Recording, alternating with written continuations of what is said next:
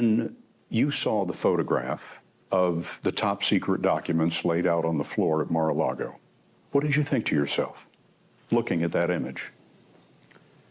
How that could possibly happen, how anyone could be that irresponsible. And I thought, what data was in there that may compromise sources and methods? By that I mean names of people who helped, or et cetera. And it's just totally irresponsible. You know, I am so naive sometimes. I really thought that this moment would doom Joe Biden. The hypocrisy. A couple of weeks later, they found all kinds of classified documents, and he had no business, none, zero, as a senator or a vice president or an ex-vice president taking any of that stuff or having any of that stuff. But hey, remember, it's all about get Trump, and he was actually indicted. He's facing a court date, Donald Trump is. Jack Smith, anonymous name, but not an anonymous guy, not like Robert Hur. This is the indictment of Donald Trump. Good afternoon. Today, an indictment was unsealed, charging Donald J. Trump with felony violations of our national security laws, as well as participating in a conspiracy to obstruct justice. Our laws that protect national defense information are critical for the safety and security of the United States, and they must be enforced. They're pulling a fast one on the American people. Most people have no clue when it comes to classified materials, right? It sounds very impressive. That stamped secret. It looks very impressive. They're counting on us not knowing and kind of having a romantic kind of awe about classified material. Who remembers Top Gun? Excuse me, Lieutenant. Is there something wrong? Yes, ma'am. The data on the MiG is inaccurate. How's that, Lieutenant? We happened to see a MiG-28 do a 4G negative dive. Where did you see this? That's classified. It's what? It's classified. I could tell you, but then I'd have to kill you. Ooh, it's a great line. It charmed Kelly McGillis, and it can fool the American people. But this classified thing is a great big hoax. It's a game that they admit they play. You know Strzok? Remember Peter Strzok from the FBI and Page, the two who schemed to try to block President Trump's election back in 2016? Here's Peter Strzok, the disgraced ex-FBI agent on television. Look at what's behind him. A bunch of secret documents decorating the House. Yep, those are secret cover sheets decorating, and he's just an FBI agent. What the heck is going on here? They're careless. It's not a big deal, but the president himself has special access and can, quite frankly, do almost anything he wants with these documents. Check out George W. Bush. This goes all the way back to 2006. President Bush authorized an aide to disclose classified intelligence on Iraqi weapons. Yep, he did that.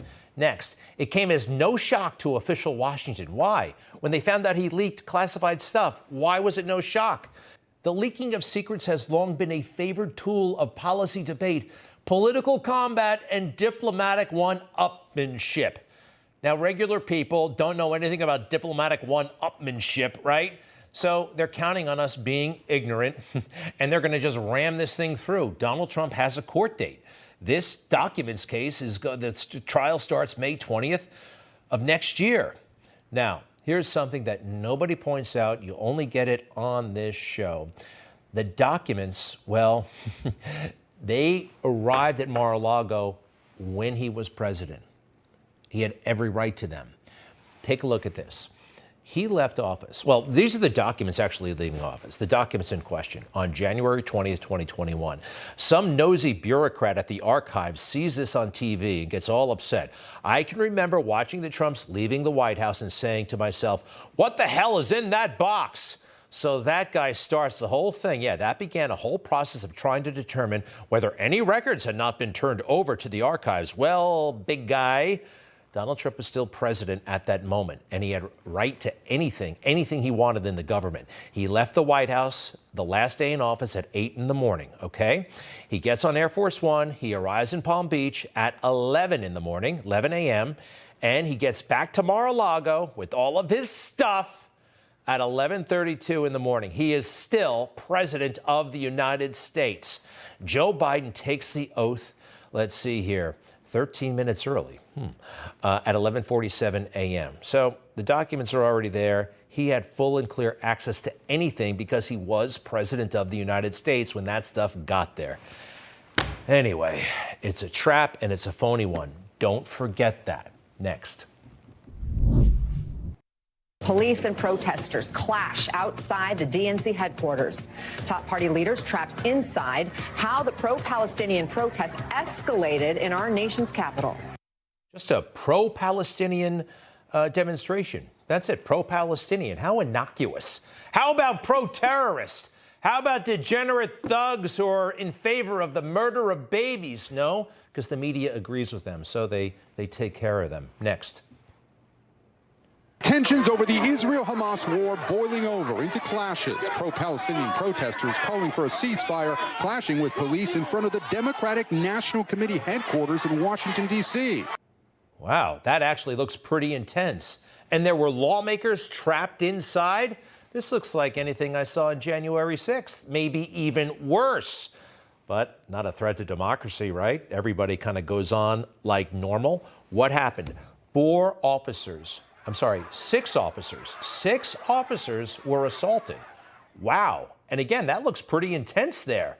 There's kicking, there's shoving, there's pepper spray. And how many people were arrested? One person arrested.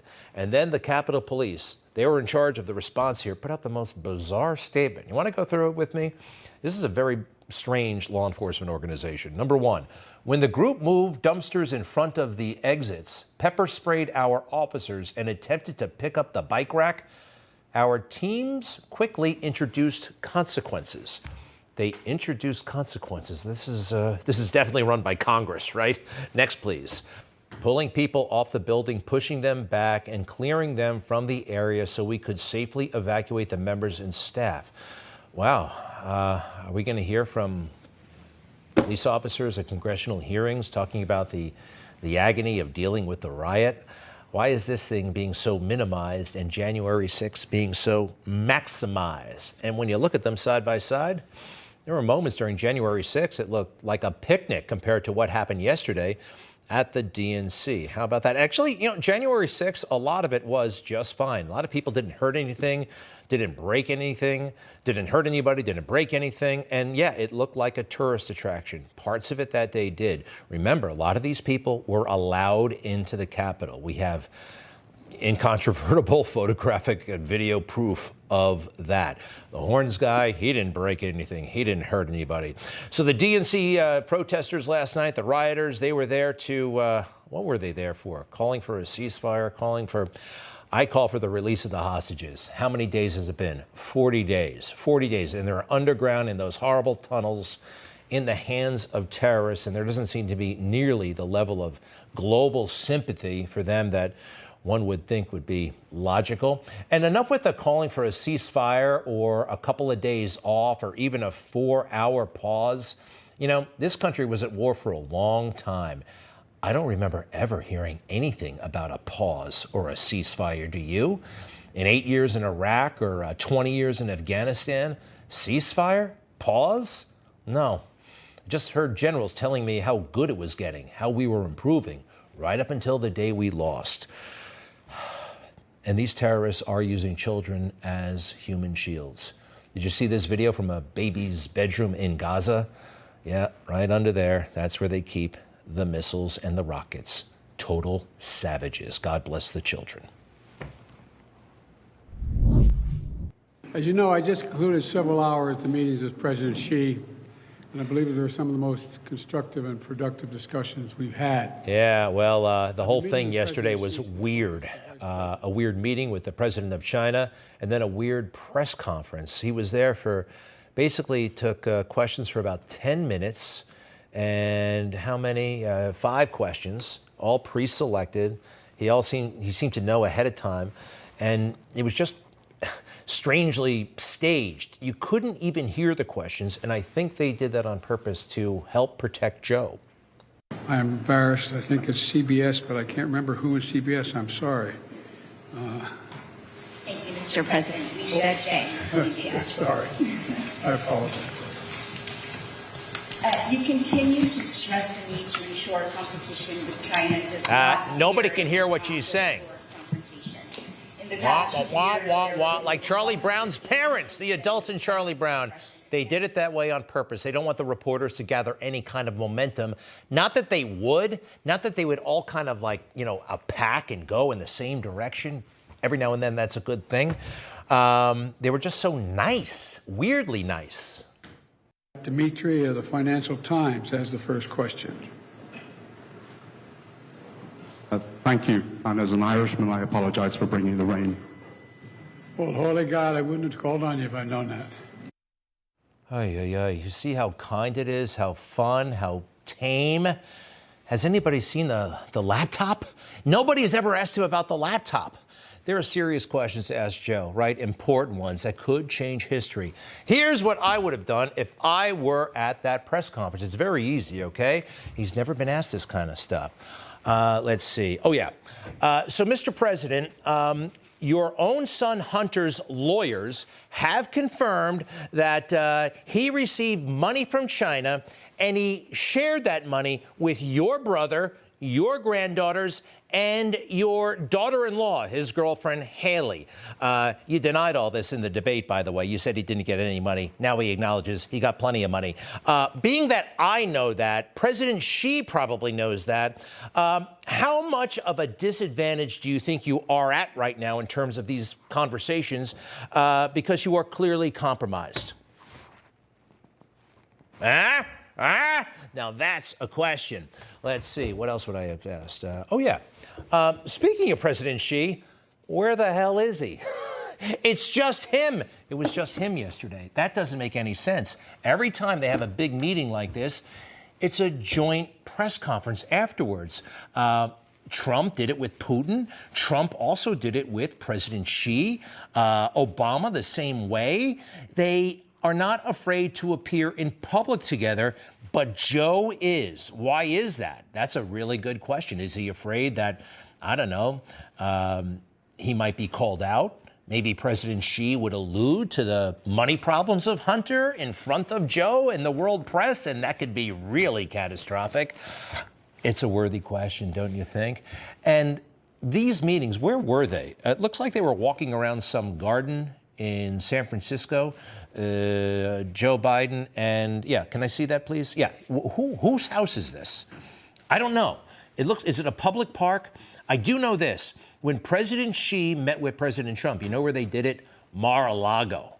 I mean, that's the president's house. He's in charge. That meant a lot. You may think it's, silly or something like that. No, people respect that. It's a world-famous home worthy of a president, and he earned it. All right. Oh, one other thing happened yesterday. He said something he should not have said, being that the president of China was in the next room. This is what a 50-year veteran of politics should know not to say, but he said it.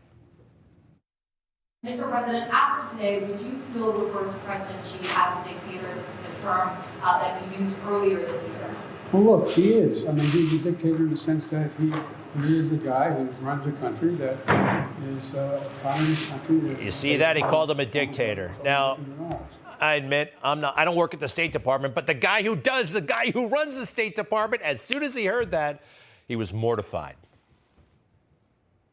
Mr. President, after today, would you still refer to President Xi as a dictator? This is a term that you used earlier this year.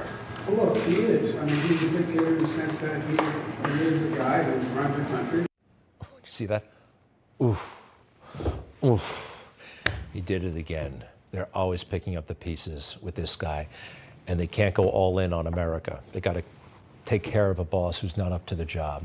Please, Jill Biden, please, Anthony, Tony, whatever, talk to him. He has to resign. This can't go on for much longer, and I'll be right back.